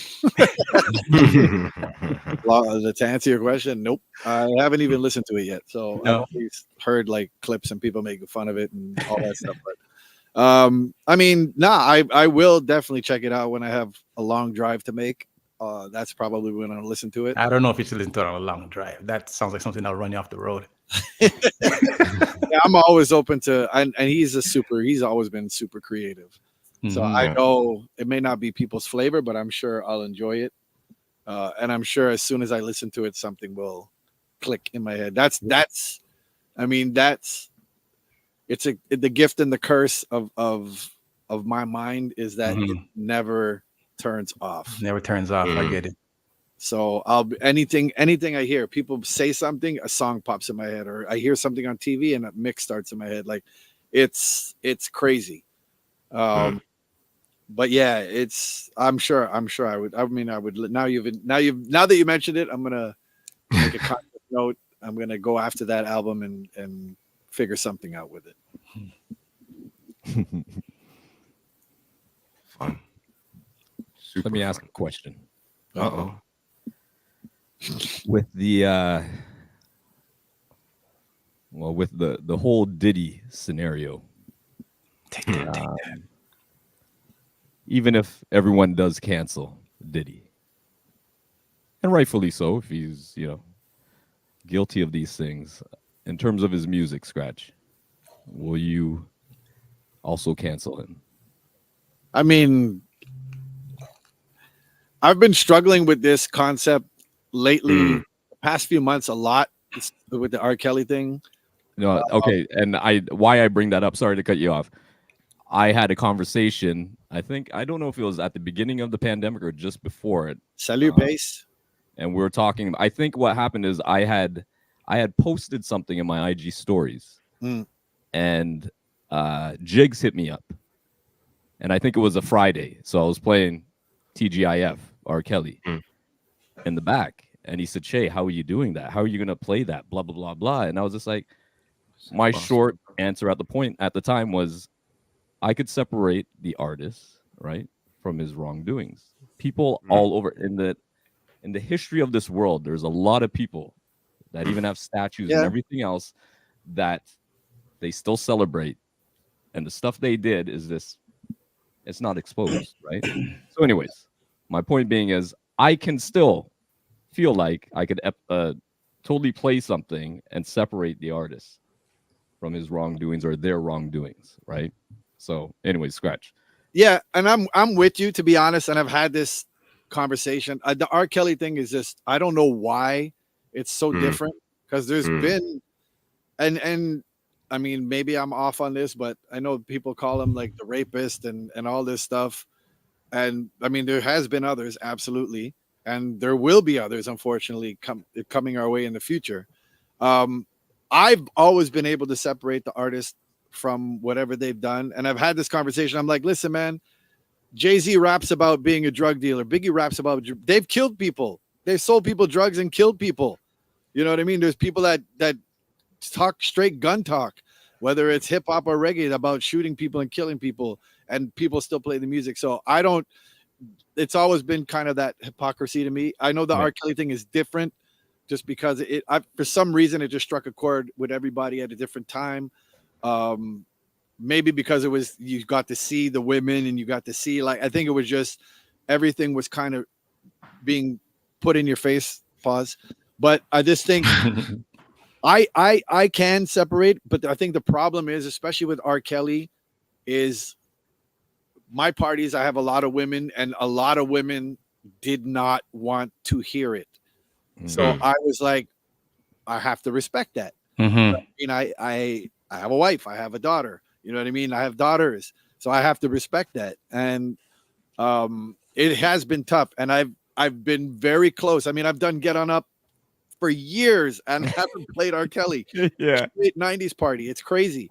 But and that's why I just posted this R. Kelly thing last week, because I do miss it. I've gone into parties and I've heard more in the States. And I've heard DJs play R. Kelly, and I was like, man, I miss playing this. Like, to hear stuff in the name of love at Love Language would make me happy. Oh my God, yeah. I've always I get nervous with the reaction more than anything, because I just don't, because I care about the people that come into the party. It's not like I don't give a shit, right? So I do care about that. And if it was like one or two, I'd be like, somebody's going to get upset by something we play at some point anyways. But I think the R. Kelly thing is kind of worn off, and I've had a lot of girls be like, just play it. I'm sure. And I'm sure if I did play it, I was at a party and somebody played it the other day, and you know what? Nobody cared. It was Jay-Z and R. Kelly, so I was up in that. I was like right in the middle of the dance floor. But I think even if we did play it, I'm sure some people would turn their head, and other people would just party along. I mean, I've seen it. I've seen people partying to the music. So with the Diddy thing, I don't know. I mean, it would hurt me a lot less to cut off Diddy than it would R. Kelly, to be honest with you. I mean, I could go without playing Diddy. It's not that big a deal. Unless you're talking about like the stuff he quote unquote says he produced, then that's a different story. Then you're cutting off the whole Bad Boy catalog. Then I pretty much can't do Get On Up anymore. But I mean, I think it's really tough. It is really tough for some people to separate. And I think as DJs, you do need to take that into consideration. I mean, honestly, and because a lot of my parties, I know a lot of the people in the parties, I am respectful of that. But yeah, it does hurt. I mean, there was a mass. I mean, the same thing was with the Michael Jackson. People were trying to cut him off and all that stuff. Yeah, I'm with who is that? Shardine, cancel the cancel culture. I'm with you. I mean, I am nervous to make the first move. I sit here and I listen to I you. told Scratch in our messaging, I said, if anyone's going to do it, you could do it, Scratch. You could do it. Yeah, I mean, yeah, absolutely. Especially in a party like Love Language, I'm sure if you play it and you play it at the right time, people are just gonna. I mean, me personally, I would love to hear it again. I do love the music. So have I not heard "Step in the Name of Love" in the last couple? And No, to answer really. DJ Switch's question, I have Happy never people. played R. Kelly since Switch. Yeah, Really? But I was just saying I would love to. Yeah, yeah. I haven't. I've chosen not to because the same, you Yeah, being and here. a lot of the DJs I talk to are like, nope. Really? Absolutely. A And lot of the DJs are like, no. I think it I was guess they would want to, right? But maybe they just like you said, you being the DJ, you have a responsibility for the people in the in the party. Like I guess like their enjoyment, their emotions, their whatever. Whereas they might not, as the DJ, might not feel like that's my stance, but you're considering the people. Yeah, I just, and like I say, I think with the R. Kelly thing, because of the nature of what he did, I think it really just struck a chord. And I mean, his fan base is women, so if the women turn against him, what are you gonna do? You know what I mean? It was really, really, really a tough situation. And like I say, I think now people are like, I see a lot of people in the chat saying I can separate. I'm sure maybe at the beginning they couldn't, maybe now they can. It's been a while. Are we going to play it next week? Most likely after this conversation. let's do it. But even with the R. Kelly, like if I did, I'm definitely not going to drop my mind's telling me no and stop the dance with and take that chance of people are like, nope, my body. Yeah, I'm like, nope. You just cut it and go. Yeah, that's too long a break. Oh my goodness! I ain't trying to hurt nobody. What song is it that I still play? It's a Leah song. Back and Forth, probably.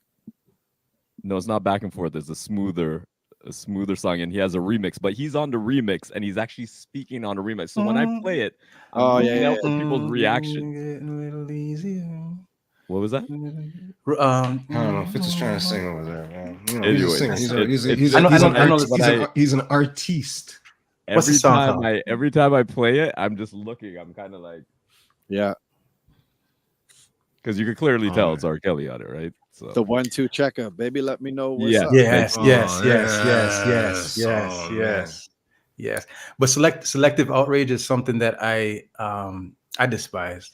I despise selective outrage, and I say that because in my mind, I say if R. Kelly had invented Wi-Fi, ain't nobody canceling Wi-Fi. Raid. Hang on, man. What do we call it? Raid. DJ Star Q just popped up in the place, is what I'm seeing here, I believe. Star Q, what up, big Star up. Q? Star Q, thank you for the raid. Thank you for the raid, sir.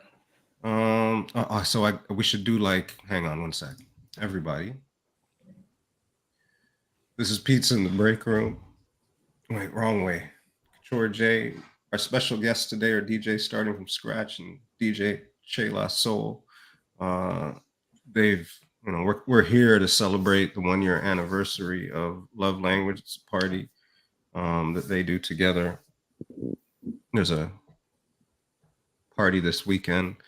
Tickets, I believe, are been sold out. So, sorry about that, guys, if you're not going to be able to be there. But it's a wonderful vibe. We are looking to purchase tickets, so I am at least. If anyone can't make it and would like to sell their tickets, let me know. That's fine. Put it in the transfer portal. Yeah. Get that up. But again, congratulations to you guys. So I think the one thing fits. I'm going to say this right now. It's 11:03. The alarm's going to go off, Scratch or Che, whoever's talking. It doesn't matter what's happening. We could be crying and talking about whatever it is at 11:09, and we got to do the 11:11 thing. I'll yell at people. But the one thing I did want to ask, and it's, I guess, for all y'all, because between Fitz and Che, you guys are probably like the people that I, open up to and speak to a lot. And Scratch, earlier you referenced something you post the other day. So I hope we got time before I start yelling at you to stop, because we got to do the 11-11 thing. But you posted something about ultimately men's mental health, and a post about kind of the things that impact you and what goes into performing. So that resonated with a lot of people. And I guess I don't want to say in your position, but as you kind of walk your walk, is that something that you feel a responsibility to, in terms of speaking out men's mental health in general, or is it just your experience that you felt you needed to speak about in that post? It's both. I mean, I do it first to get it off my chest, to be honest. And secondly, I do it just for that, because I know there's other people out there. I know I'm not by myself.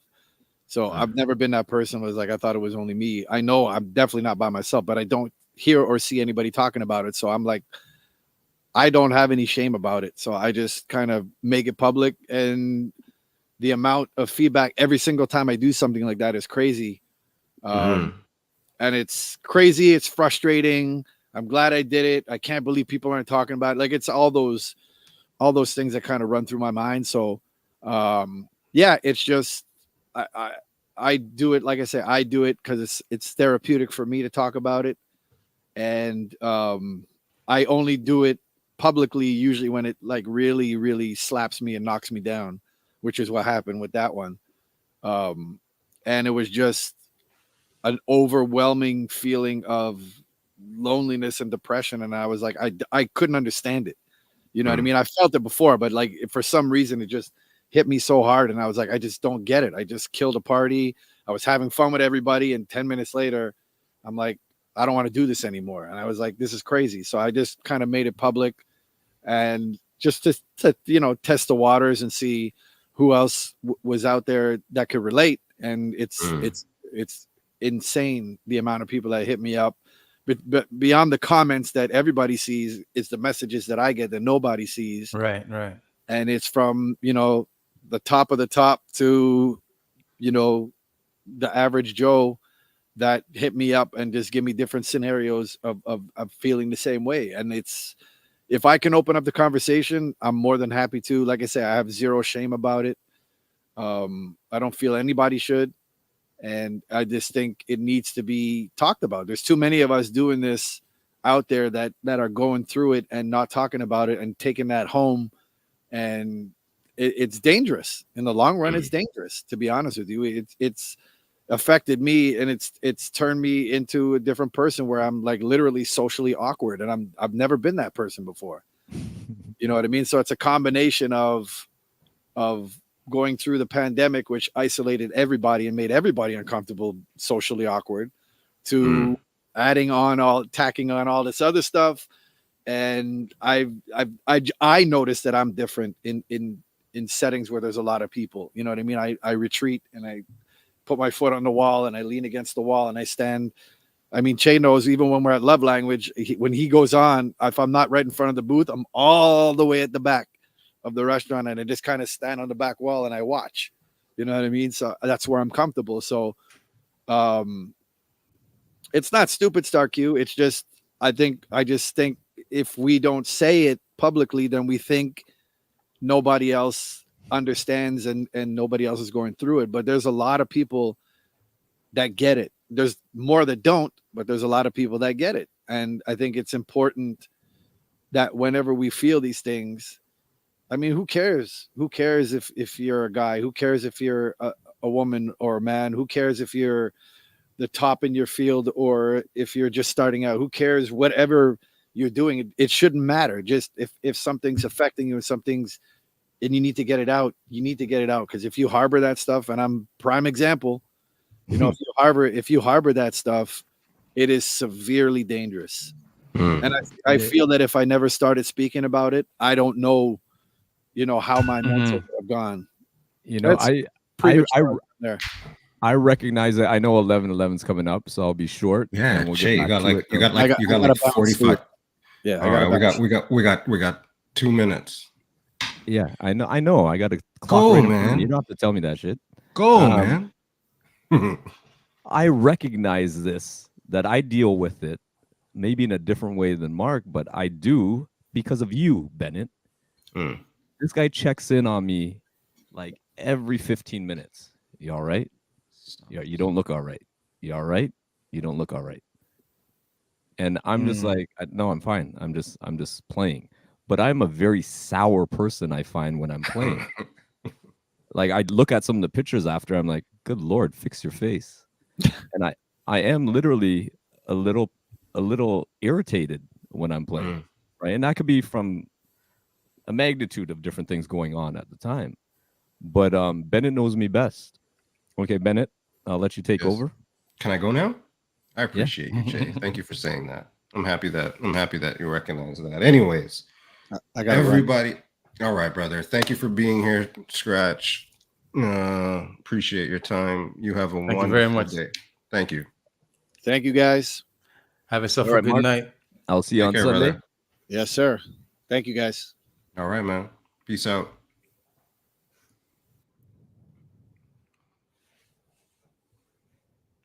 Ready? Got 15 11:10. seconds. At 11:11, guys. Everybody's going to put good vibes into the chat. If you've never been here before, that's all we do. You put an 11:11 in the chat. We think about all good things. Shout out to Love Language. All good vibes. It is now. Hang on 1 second. 11:11. All the good juju. Che, thank you for being here. This 11:11, everybody, goes out to DJ Che La Soul, whose birthday is in a couple of minutes. I don't know what's that, 49 Easy. minutes? Easy, 48 man. in a little bit. Right. Whew. 48 Easy, in a man. little bit, if we're being specific. So Be shout out to you. specific. Be very specific. Specificity. Shout out to you, Che. Happy Fitty. Thank you. All the good blessings as you move forward in your life. Smooches, Appreciate love you. Everybody in the chat, thank you for coming. I know we've been gone for a little bit. Here, I'm going to throw it out here. Let's do some manifesting. We did this show today, which was, we planned on doing 2 shows. We're going to do this show. We're going to do a Christmas show. So we'll see you guys a little bit soon. See how we threw that out there? All the good tidings and joy, guys. Breathe it in, breathe that out. It is now Thank you, 11:12. Killikim. Whew. Woo! Yes, happy birthday, DJ Che La Soul, or Che Che to those that Not know yet. him Not well. yet. Don't age me. Don't age me, man. Sorry, that boy Yes, Jer. happy birthday, Big up. sir. And thank you, everybody, for joining Pizza in the Break Room. This December 10th, remember, it is Love Language. Ra-da-da. Ra-da-da-da-da. Ra-da-da-da. Wait a second. Wait a second. Hang on. What? No. Fitz, isn't there like a thing for couture you gotta tell the people about real quick?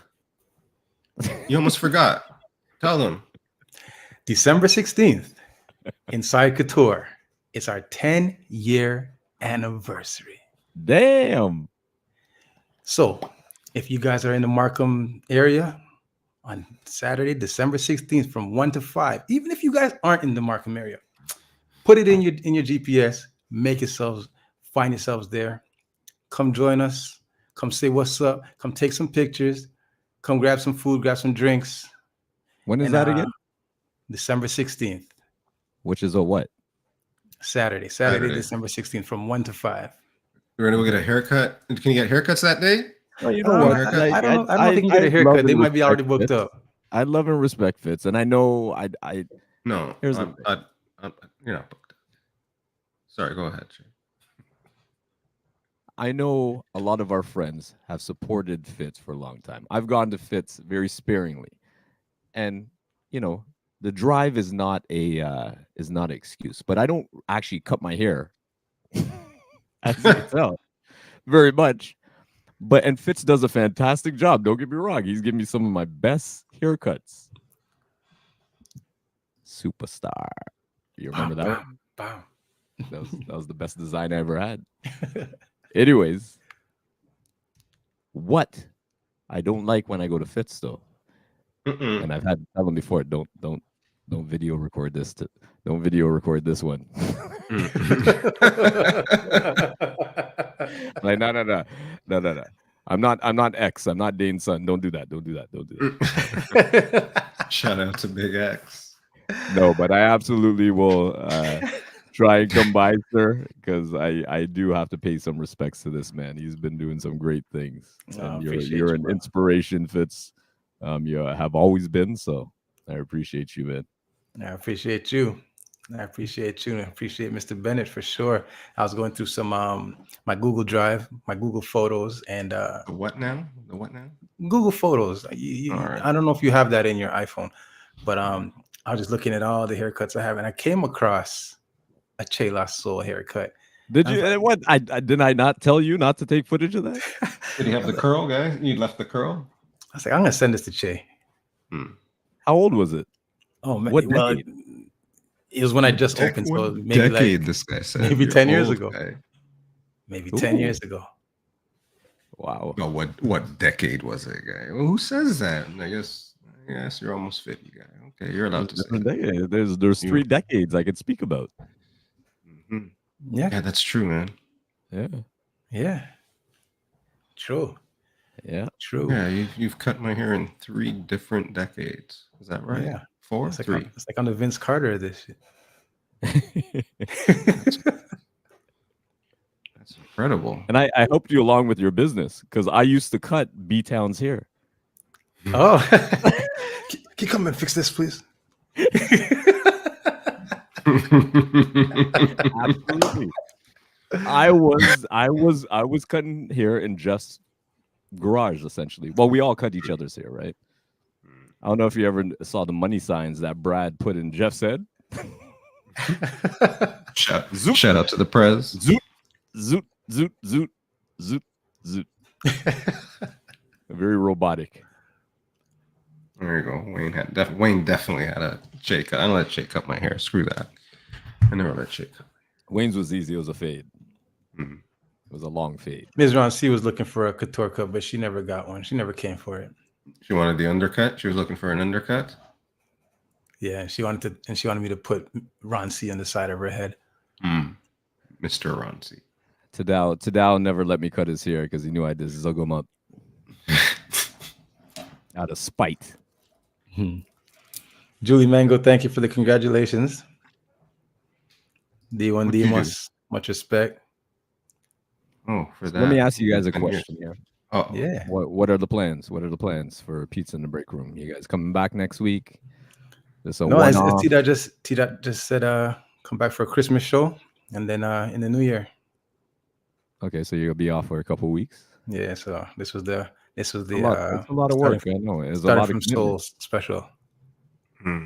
All right. Thank you it's for not even that making- it's. What are you saying? No, saying to Che, thank you for making yourself available tonight. Yeah, no. What do you no. What do you do? So you just for your birthday, you just relaxing, Che? What are you doing? What's on the agenda? Well, I got away, as you saw, up north, Kawartha Lakes. Some of my very near and dear friends.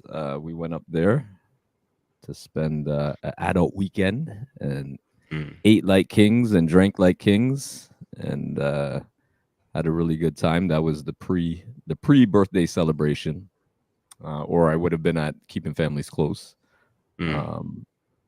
But tomorrow I'm taking the day off. Like I said, I'm literally just gonna relax and reflect. I don't take many days off, so No, get your pen and your pad out and reflect with it's not a bad idea for sure. Yeah, man, scribe it. Yeah.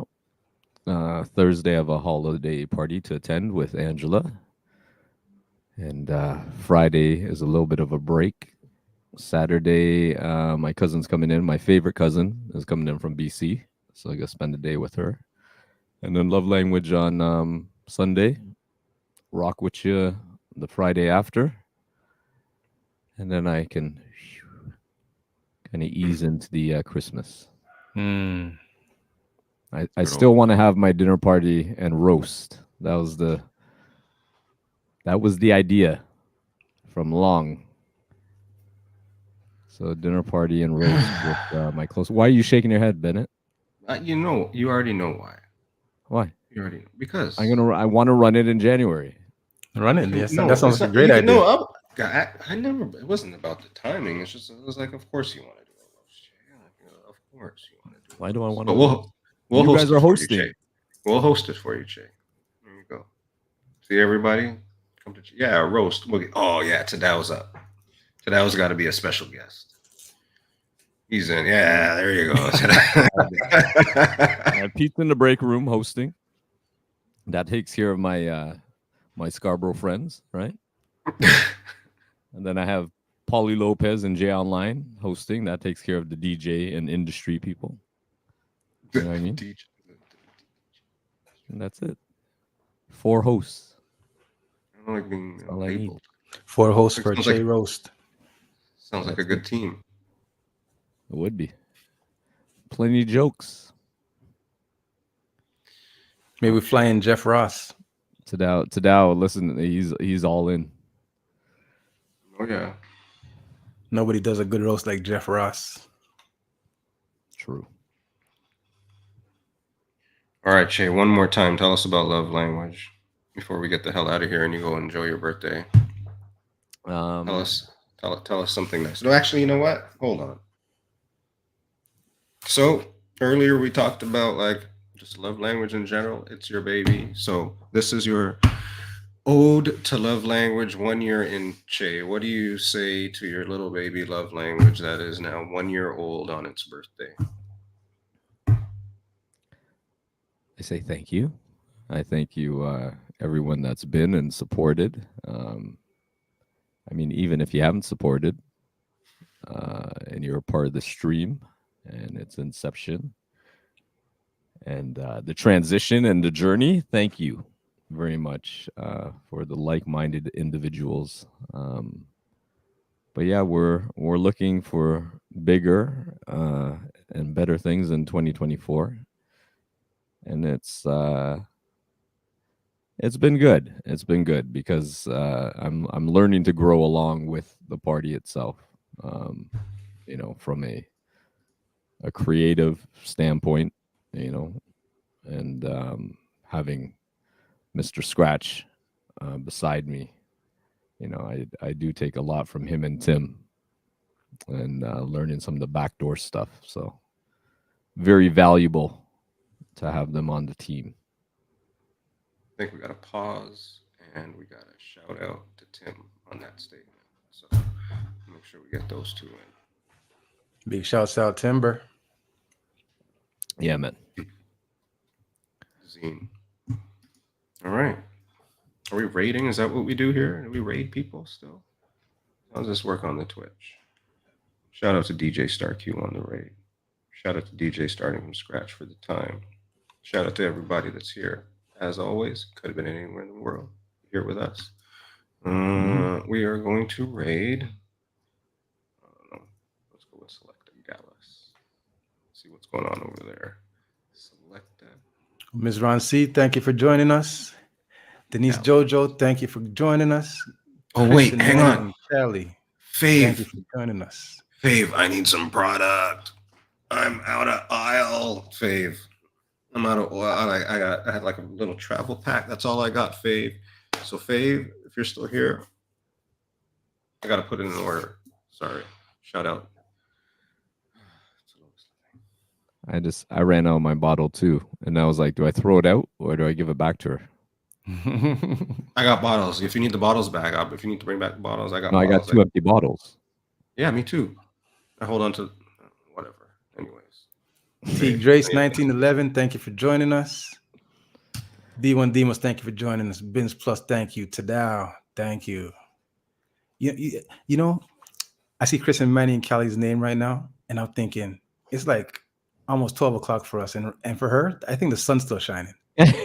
It absolutely is. I left Chris Manny and Callie a voice note before I popped on, like literally when you guys were looking for me.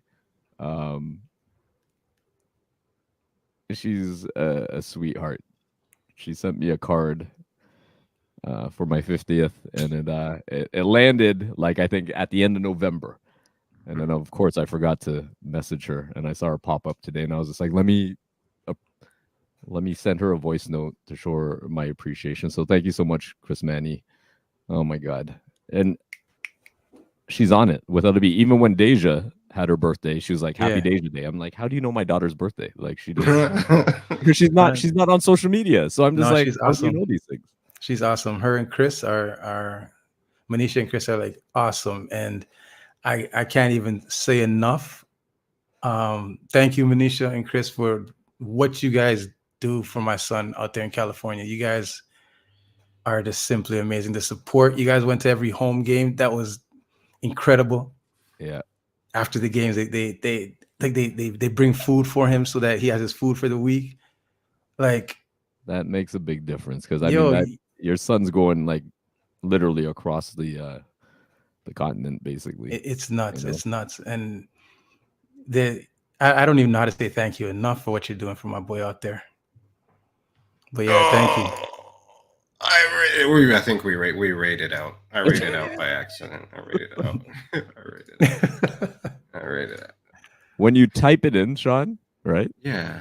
You just let it be, and then you give it time. But I type, and then it has a counter. It has a timer, and then you can action it, or you don't have to. Oh, whatever. You